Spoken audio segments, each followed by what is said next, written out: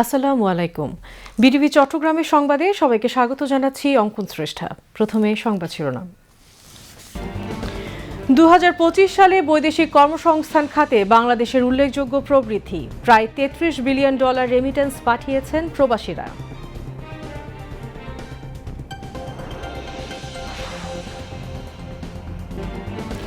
BNP chairperson Begum Khaleda জিয়ার আত্মার মাগফিরাত কামনায় দেশের সকল মসজিদে দোয়া মাহফিল, অন্যান্য ধর্মীয় উপাসনালয়ে বিশেষ প্রার্থনা।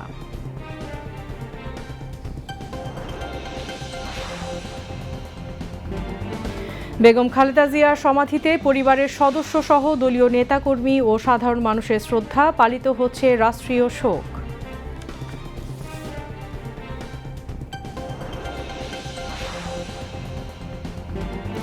ত্রয়োদশ জাতীয় সংসদ নির্বাচনে প্রার্থীদের মনোনয়নপত্র যাচাই বাছাই অব্যাহত, চলবে 4 জানুয়ারি পর্যন্ত।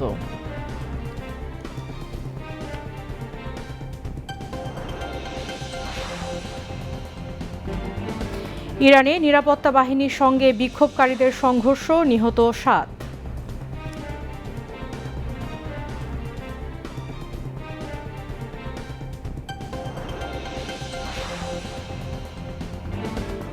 এবং বিপিএলে দিনের প্রথম ম্যাচে ঢাকা ক্যাপিটালসকে 10 উইকেটে হারিয়েছে চট্টগ্রাম রয়্যালস।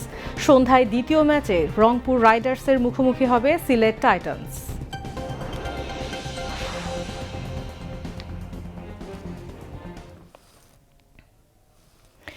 এতক্ষণ সংবাদ শিরোনাম শুনলেন, এবার বিস্তারিত। বৈদেশিক কর্মসংস্থান খাতে বিদায়ী 2025 সালে উল্লেখযোগ্য প্রবৃদ্ধি অর্জিত হয়েছে। জানুয়ারি থেকে ডিসেম্বর পর্যন্ত প্রবাসীরা প্রায় 32,816.87 মিলিয়ন মার্কিন ডলার রেমিটেন্স পাঠিয়েছেন। বাংলাদেশ ব্যাংকের তথ্য অনুযায়ী 2024-25 অর্থ বছরে দেশে মোট 33.33 বিলিয়ন ডলার প্রবাসী আয় এসেছে, যেখানে আগের অর্থ বছরে প্রবাসী আয়ের পরিমাণ ছিল 23.91 বিলিয়ন ডলার। সম্প্রতি প্রবাসী কল্যাণ ও বৈদেশিক কর্মসংস্থান উপদেষ্টা ডক্টর আসিফ নজরুল জানান, সরকার বিদেশে কর্মসংস্থানের সুযোগ সৃষ্টি করে কর্মী পাঠানোর একটি বাস্তবসম্মত পরিকল্পনা গ্রহণ করেছেন এবং তাদের কল্যাণে প্রতিশ্রুতিবদ্ধ। তিনি বলেন, প্রবাসীরা জাতীয় অর্থনীতির অন্যতম প্রধান চালিকা শক্তি। বাংলাদেশ ব্যাংকের তথ্য অনুযায়ী 2025 সালের জুলাই থেকে 29 ডিসেম্বর পর্যন্ত প্রবাসীরা 16,079 মিলিয়ন ডলার রেমিটেন্স পাঠিয়েছেন, যা আগের অর্থ বছরের একই সময়ে ছিল 13,658 মিলিয়ন ডলার। এদিকে ডিসেম্বর মাসে প্রবাসীরা দেশে 3.23 বিলিয়ন মার্কিন ডলার রেমিটেন্স পাঠিয়েছেন, যা আগের বছরের একই সময়ের তুলনায় 22.35% বেশি, যা দেশের ইতিহাসে এক মাসে দ্বিতীয় সর্বোচ্চ রেমিটেন্স প্রবাহ। বাংলাদেশ ব্যাংকের তথ্য অনুযায়ী গত বছরের একই সময়ে দেশের রেমিটেন্স প্রবাহ ছিল 2.64 বিলিয়ন মার্কিন ডলার। 2024-25 অর্থ বছরের মার্চ মাসে প্রবাসীরা দেশে 3.29 বিলিয়ন মার্কিন ডলার রেমিটেন্স পাঠিয়েছেন, যা দেশের ইতিহাসে এক মাসে সর্বোচ্চ রেমিটেন্স প্রবাহ। সদ্য প্রয়াত সাবেক প্রধানমন্ত্রী ও বিএনপি চেয়ারপারসন বেগম খালেদা জিয়ার মাগফিরাত কামনায় আজ সারা দেশের সকল মসজিদে দোয়া মাহফিল অনুষ্ঠিত হয়েছে। রাজধানীতে জাতীয় মসজিদ বায়তুল মোকাররমে বাদ জুমা বিশেষ দোয়া ও মোনাজাতের আয়োজন করা হয়। দোয়া ও মোনাজাতে অংশ নেন বিপুল সংখ্যক ধর্মপ্রাণ মুসল্লি। জাতীয় মসজিদ বায়তুল মোকাররমের খতিব মুফতি আব্দুল মালেক মোনাজাত পরিচালনা করেন। মোনাজাতে বেগম খালেদা জিয়ার বিদেহী আত্মার মাগফিরাত, শান্তি ও তার শোক সন্তপ্ত পরিবারের জন্য বিশেষ দোয়া করা হয়। এছাড়া দেশের সকল মন্দির, গির্জা, প্যাগোডা সহ ধর্মীয় সব উপাসনালয়ে বিশেষ প্রার্থনার আয়োজন করা হয়। বাংলাদেশের রাজনৈতিক ইতিহাসে আপসহীন নেতৃত্বের প্রতীক হিসেবে পরিচিত বেগম খালেদা জিয়ার ত্যাগ, সংগ্রাম ও অবদানের কথা স্মরণ করে মহান আল্লাহর দরবারে তার জন্য দোয়া ও রহমত কামনা করা হয়। সাবেক প্রধানমন্ত্রী ও বিএনপি চেয়ারপারসন বেগম খালেদা জিয়ার মৃত্যুতে সারা দেশের মতো চট্টগ্রামে দোয়া মাহফিল ও বিশেষ মোনাজাত অনুষ্ঠিত হয়েছে। বাদ জুমা নগরীর জামিয়াতুল ফালাহ জাতীয় মসজিদে দোয়া মাহফিলে বিভিন্ন শ্রেণী পেশার বিপুল সংখ্যক ধর্মপ্রাণ মুসল্লি অংশ নেন। দোয়া মাহফিলে বেগম খালেদা জিয়ার বিদেহী আত্মার মাগফিরাত কামনায় মোনাজাত করা হয়। জামিয়াতুল ফালাহ জাতীয় মসজিদের খতিব আল্লামা সৈয়দ মোহাম্মদ আবু তালেব আলাউদ্দিন আল কাদেরি মোনাজাত পরিচালনা করেন।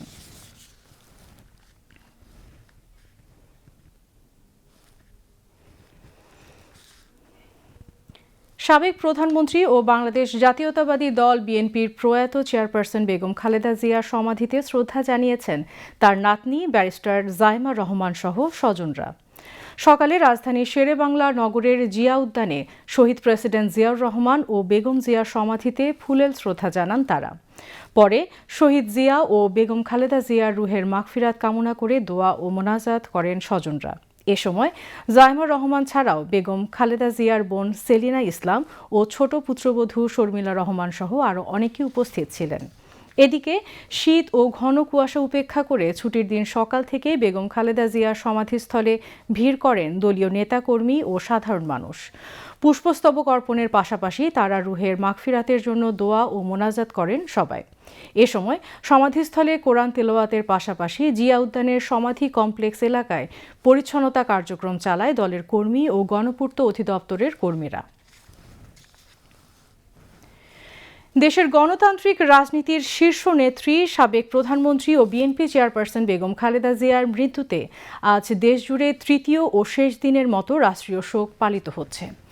গত মঙ্গলবার মন্ত্রিপরিষদ বিভাগ থেকে জারি করা এক প্রজ্ঞাপনে ৩১ ডিসেম্বর থেকে ২রা জানুয়ারি পর্যন্ত 3 দিনের রাষ্ট্রীয় শোক ঘোষণা করা হয়।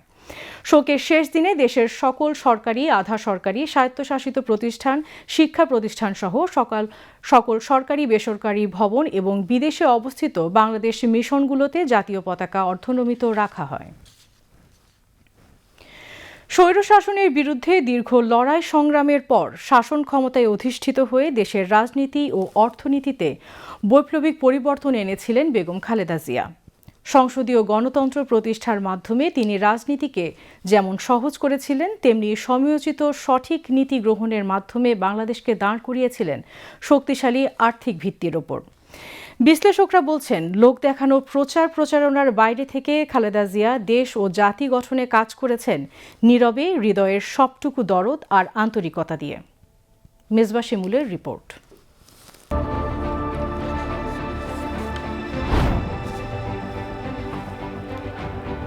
একজন সাধারণ গৃহবধূ দেশের ক্রান্তিকালে নেমে এসেছিলেন রাজপথে, ধরেছিলেন স্বামীর গড়া রাজনৈতিক দলের হাল। কিন্তু সময়ের পরিক্রমায় তার নেতৃত্ব হাল ধরে পুরো বাংলাদেশের। তার নাম বেগম খালেদা জিয়া। আধিপত্যবাদের বিরুদ্ধে তিনি ছিলেন লড়াকু আর আপোষহীন। অপরদিকে দেশের ঐক্যের প্রশ্নে তিনি ছিলেন সহনশীল, যেমনটি বলছিলেন বিশিষ্ট শিক্ষাবিদ ও গবেষক অধ্যাপক ডক্টর মাহবুবুল্লাহ। বেগম খালেদা জিয়া আপোষহীন নেত্রী ছিলেন, এটা যেমন সত্য, তেমনি গণতান্ত্রিক মূল্যবোধের প্রতি শ্রদ্ধা রেখে তিনি সমঝোতা করতেও পিছপা হননি। ৯১ সালের নির্বাচনের পর প্রশ্ন উঠল যে সরকারের ধরন কি হবে, প্রেসিডেন্সিয়াল না পার্লামেন্টারি ফর্ম অফ গভর্নমেন্ট হবে। বিএনপির ম্যানিফেস্টোতে প্রেসিডেন্সিয়াল ফর্ম অফ গভর্নমেন্টের কথাই ছিল এবং প্রেসিডেন্ট জিয়াউর রহমান রাষ্ট্রের প্রেসিডেন্ট ছিলেন। তো স্বাভাবিকভাবে বিএনপির পক্ষে প্রেসিডেন্সিয়াল সিস্টেম ধরে রাখা এটাই ছিল স্বাভাবিক। কিন্তু ডেমোক্রেটিক অ্যাকোমোডেশন অর্থাৎ অন্যকে জায়গা করে দেওয়ার জন্য তিনি সংবিধান সংশোধন করে সংসদীয় ধরনের সরকার ব্যবস্থা চালু করলেন। তার মতে খালেদা জিয়ার রাজনৈতিক প্রজ্ঞা সমসাময়িক বিশ্বে বিরল। তিনি অন্দর থেকে বেরিয়ে প্রবেশ করেছিলেন এদেশের সাধারণ জনতার হৃদয়ের গহীনে। তাদের দুঃখ, দুর্দশা, ব্যথা, বেদনা আর স্বপ্ন সম্ভাবনাকে তিনি অনুধাবন করতে পারতেন সহজেই। রাষ্ট্র পরিচালনায় যার প্রতিফলন দেখা যায়, তার এই অসামান্য গুণবলী ছিল প্রতিপক্ষের চোখে ঈর্ষার কারণ। এজন্য তিনি বারবার আওয়ামী নিগ্রহের শিকারও হয়েছিলেন।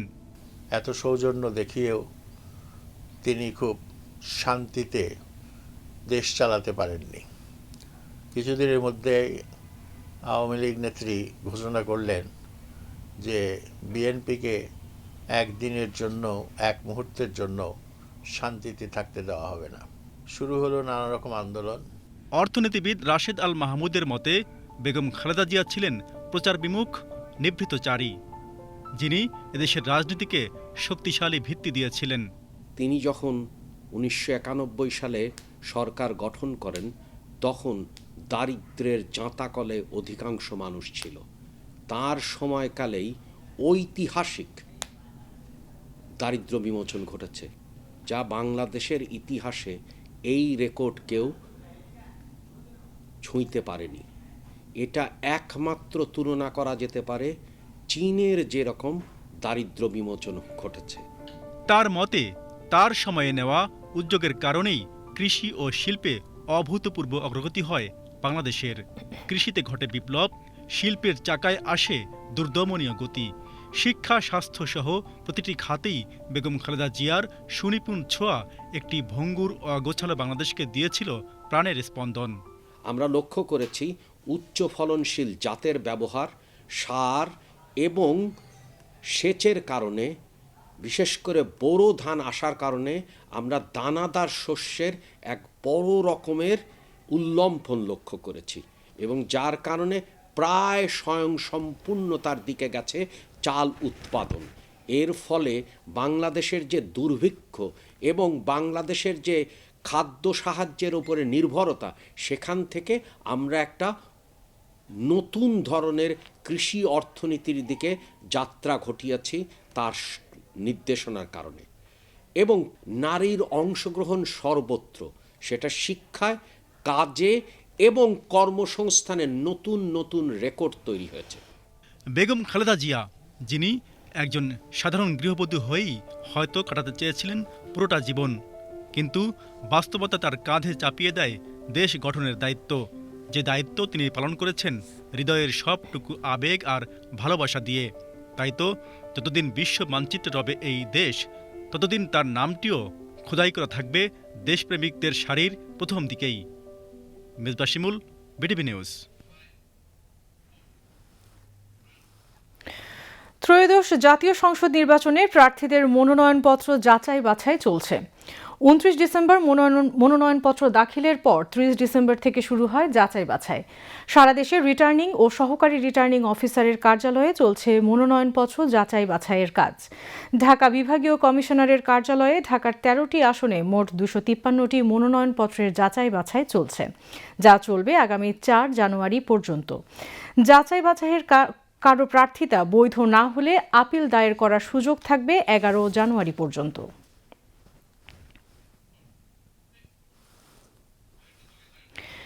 যার মধ্যে দেশাত্মবোধ আছে সে দেশের সম্পদ চুরি করতে পারে না। মানুষ সৎ না হলে এই দেশ কোনোদিন উন্নত দেশে পরিণত হতে পারবে না বলে মন্তব্য করেছেন ধর্ম বিষয়ক উপদেষ্টা ডক্টর আফম খালিদ হোসেন। সকালে চট্টগ্রাম সার্কিট হাউসে বৌদ্ধ ধর্মীয় কল্যাণ ট্রাস্টের উদ্যোগে অনুদানের চেক বিতরণ অনুষ্ঠানে তিনি এই মন্তব্য করেন। উপদেষ্টা ধর্মচর্চার মাধ্যমে সবাইকে পরিশীলিত হওয়ার পরামর্শ দেন। বৌদ্ধ ধর্মীয় কল্যাণ ট্রাস্টের ট্রাস্টি সুশীল চন্দ্র বড়ুয়ার সভাপতিত্বে অন্যান্যের মধ্যে সিএমপির উপকমিশনার মোহাম্মদ কবির ভূঁইয়া সহ সংশ্লিষ্টরা বক্তব্য রাখেন। অনুষ্ঠানে প্রবারণা পূর্ণিমা উপলক্ষে প্রধান উপদেষ্টার ত্রাণ ও কল্যাণ তহবিল থেকে রাউজান, হাটাজারি ও ফটিকছড়ি উপজেলার 119টি বৌদ্ধ বিহারের প্রতিনিধিদের মাঝে অনুদানের চেক বিতরণ করা হয়। এবারে আন্তর্জাতিক সংবাদ।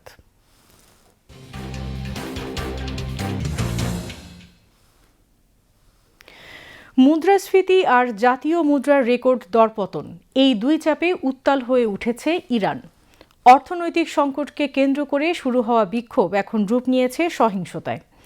দেশটির বিভিন্ন প্রদেশে নিরাপত্তা বাহিনী ও বিক্ষোভকারীদের মধ্যে সংঘর্ষে এ পর্যন্ত 7 জনের প্রাণহানির খবর পাওয়া গেছে। বিস্তারিত জানাচ্ছেন জাকিয়া জামান আনিকা। দীর্ঘদিন ধরেই চাপে রয়েছে ইরানের অর্থনীতি। মুদ্রাস্ফীতি বাড়ছে, একই সঙ্গে দ্রুত মূল্য হারাচ্ছে ইরানের মুদ্রা রিয়াল। গত রোববার তেহরানের খোলা বাজারে মার্কিন ডলারের বিপরীতে রিয়ালের মান নেমে আসে ইতিহাসের সর্বনিম্ন পর্যায়ে। এর পরপরই বিভিন্ন শহরে শুরু হয় বিক্ষোভ ও ধর্মঘট। চরম অর্থনৈতিক সংকটের প্রতিবাদে শুরু হওয়া বিক্ষোভ এখন সংঘাতময় রূপ নিয়েছে। আইনশৃঙ্খলা রক্ষাকারী বাহিনীর সঙ্গে বিক্ষোভকারীদের রক্তক্ষয়ী সংঘর্ষে নিহতের সংখ্যা বেড়ে অন্তত 6 জনে দাঁড়িয়েছে বলে নিশ্চিত করেছে বিভিন্ন আন্তর্জাতিক গণমাধ্যম। ইরানের আধা সরকারি বার্তা সংস্থা ফার্স নিউজ এজেন্সির প্রতিবেদন অনুযায়ী রাজধানী তেহরান থেকে শুরু হওয়া এই আন্দোলন এখন দেশটির বিভিন্ন প্রান্তে ছড়িয়ে পড়েছে, যেখানে সাধারণ মানুষের ক্ষোভ সরাসরি সরকার বিরোধী অবস্থানে গিয়ে ঠেকেছে। বিক্ষোভের কেন্দ্রবিন্দুতে থাকা লরেস্তান প্রদেশের আজনা শহরে গত রাতে ভয়াবহ সংঘর্ষের ঘটনা ঘটে। সেখানে আইনশৃঙ্খলা বাহিনীর সঙ্গে সংঘাত চলাকালে অন্তত ৩ জন নিহত এবং ১৭ জন গুরুতর আহত হয়েছে। অন্যদিকে তেহরান থেকে প্রায় ৪৭০ কিলোমিটার দক্ষিণে অবস্থিত চাহারমহল ও বখতিয়ারি প্রদেশে লোরদেগান শহরে আরও ২ জন বিক্ষোভকারী নিহত হয়েছেন। ক্ষুব্ধ জনতা প্রাদেশিক গভর্নরের কার্যালয়, মসজিদ এবং ব্যাংক সহ বিভিন্ন সরকারি ও প্রশাসনিক ভবনে ইটপাটকেল নিক্ষেপ করলে পুলিশ পরিস্থিতি নিয়ন্ত্রণে আনতে টিয়ার গ্যাস ও শক্তি প্রয়োগ করে। ২০২২ সালে মাহসা আমিনির মৃত্যুকে কেন্দ্র করে গড়ে ওঠা ঐতিহাসিক আন্দোলনের পর এটি ইরানের সবচেয়ে বড় এবং তীব্র জনবিক্ষোভ হিসেবে দেখা দিচ্ছে। আল জাজিরার প্রতিবেদন অনুযায়ী বর্তমান পরিস্থিতি মোকাবেলায় সরকার আগের চেয়ে কিছুটা সতর্ক কৌশল অবলম্বন করছে এবং জনগণের অর্থনৈতিক কষ্ট লাঘবের আশ্বাস দিচ্ছে। প্রেসিডেন্ট মাসুদ পেজেশকিয়ানের অভিযোগ, অর্থনৈতিক চাপ তৈরির মাধ্যমে ইরানের সরকার পতনের স্বপ্ন দেখছে পশ্চিমারা। এ সময় দেশবাসীকে ঐক্যবদ্ধ হওয়ার আহ্বান জানান তিনি এবং বিক্ষোভকারীদের দাবিগুলোকে যৌক্তিক বলে মেনে নেওয়ারও আশ্বাস দিয়েছেন। এদিকে বিক্ষোভকে উস্কে দেওয়ার অভিযোগে ৭ জনকে গ্রেফতার করেছে আইনশৃঙ্খলা বাহিনী, যাদের বিরুদ্ধে বিদেশি শক্তির মদতপুষ্ট হওয়ার অভিযোগ আনা হয়েছে। জাকিয়া জামান আনিকা, বিটিভি নিউজ।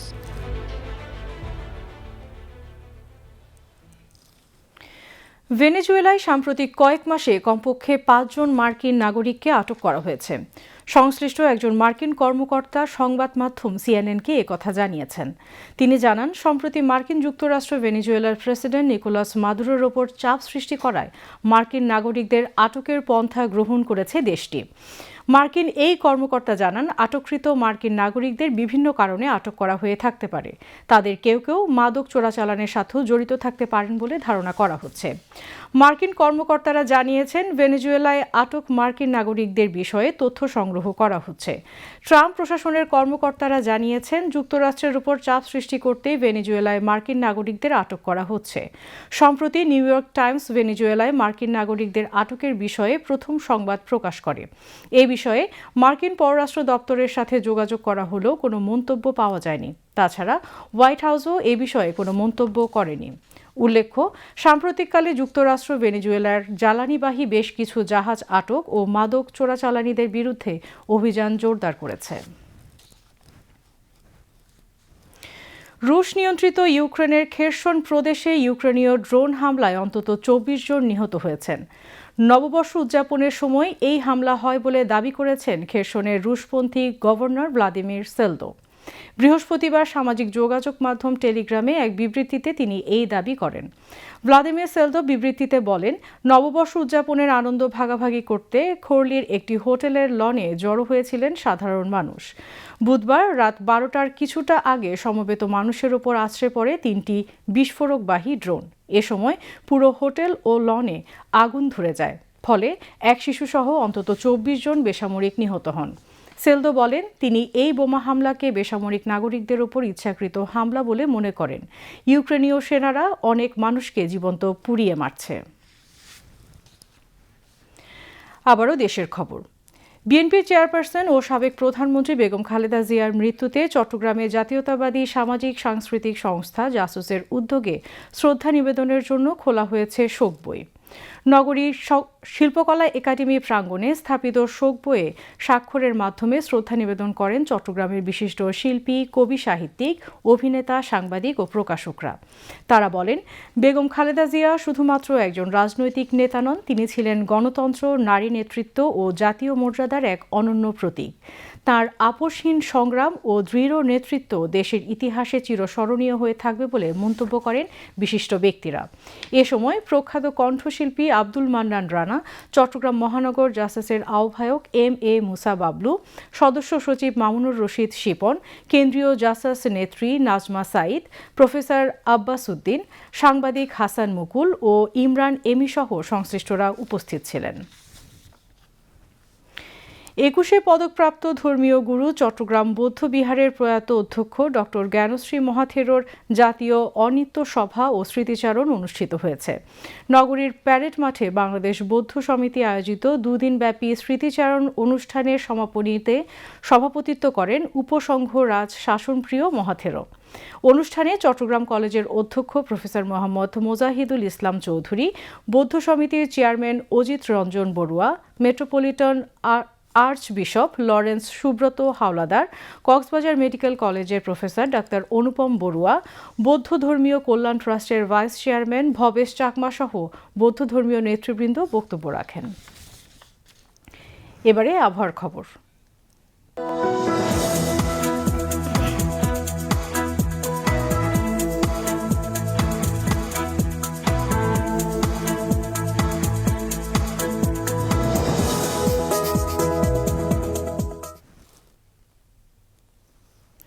পতেঙ্গা আবহাওয়া অফিস জানিয়েছে, আগামীকাল সন্ধ্যা ৬টা পর্যন্ত চট্টগ্রাম এবং পার্শ্ববর্তী এলাকায় আকাশ অস্থায়ীভাবে আংশিক মেঘলা সহ আবহাওয়া শুষ্ক থাকতে পারে।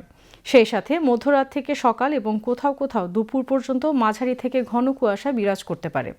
রাতের তাপমাত্রা সামান্য বৃদ্ধি পেতে পারে এবং দিনের তাপমাত্রা প্রায় অপরিবর্তিত থাকতে পারে। পরবর্তী ২৪ ঘন্টায় আবহাওয়ার সামান্য পরিবর্তনের সম্ভাবনা রয়েছে। নগরীতে আজ সর্বোচ্চ তাপমাত্রা ছিল ২৩ ডিগ্রি সেলসিয়াস, যা স্বাভাবিকের চেয়ে ৩ ডিগ্রি কম, এবং সর্বনিম্ন তাপমাত্রা ছিল ১৩.৩ ডিগ্রি সেলসিয়াস, যা স্বাভাবিকের চেয়ে ০.৬ ডিগ্রি কম। আগামীকাল চট্টগ্রামে সূর্যোদয় ৬টা ৩৩ মিনিটে এবং সূর্যাস্ত ৫টা ২১ মিনিটে। এবার জানিয়ে দিচ্ছি কর্ণফুলী নদীতে আগামীকালে জোয়ার ভাটার সময়সূচি। ভাটা শুরু হবে রাত ১২টা ১৫ মিনিটে, জোয়ার সকাল ৭টা ১০ মিনিটে। পরবর্তী ভাটা শুরু হবে দুপুর ১২টা ৪৬ মিনিটে এবং জোয়ার শুরু হবে সন্ধ্যা ৬টা ৯ মিনিটে।